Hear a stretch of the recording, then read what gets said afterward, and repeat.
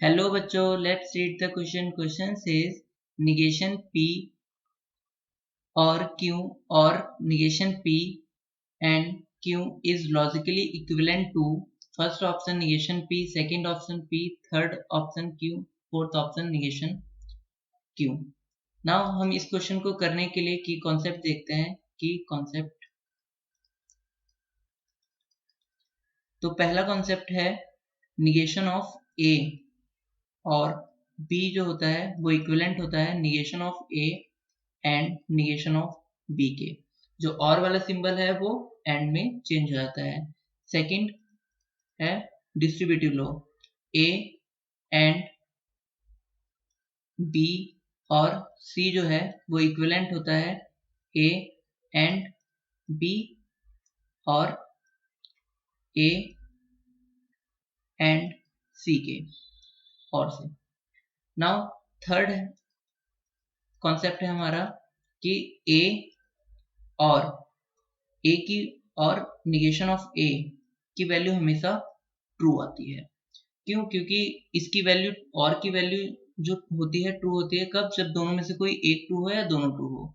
तो A अगर statement true है तो निगेशन ऑफ A फॉल्स हो जाएगा. तो इस केस में एक ट्रू एक फॉल्स होगा तो जो इसकी वैल्यू आएगी वो ट्रू हो जाएगी क्योंकि एक ट्रू है. अगर पहला वाला फॉल्स है, A फॉल्स है, तो निगेशन ऑफ A ट्रू हो जाएगा, तब इसकी वैल्यू ट्रू हो जाएगी. ना फोर्थ कॉन्सेप्ट है हमारा कि अगर किसी स्टेटमेंट का एंड लेते हैं ट्रू के साथ तो वो उस स्टेटमेंट के ही इक्वल आता है क्योंकि वो सिर्फ उसी स्टेटमेंट पे डिपेंड करता है. सेकंड स्टेटमेंट तो ट्रू ही है. नाउ हम अपने क्वेश्चन पे आते हैं. हमारा क्वेश्चन है निगेशन ऑफ P और Q और negation of P and Q ये इक्विवेलेंट होगा. अब हमें यहाँ पर हम प्रॉपर्टी लगा सकते हैं. फर्स्ट तो ये इक्वल हो जाएगा negation of P and negation of Q और negation of P and Q. अब हम यहाँ पे सेकंड प्रॉपर्टी लगा सकते हैं डिस्ट्रीब्यूटिव लॉ. ये इस फॉर्म में है तो हम इसे लिख सकते हैं negation of P and negation of Q और Q. अब निगेशन ऑफ Q और Q की वैल्यू थर्ड कॉन्सेप्ट के से हमेशा ट्रू ही आएगी.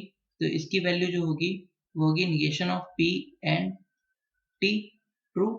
और negation of P and T की वैल्यू हमेशा सिर्फ निगेशन ऑफ P पे डिपेंड करेगी फोर्थ कॉन्सेप्ट से. तो सो ये इक्विवेलेंट होगा निगेशन ऑफ P के. तो जो हमारी स्टेटमेंट है निगेशन ऑफ P और Q और निगेशन P एंड Q वो इक्विवेलेंट होगा निगेशन P के, जो कि ऑप्शन नंबर फर्स्ट है. So option first is the correct answer, negation P. Hope you understood it well. Best of luck.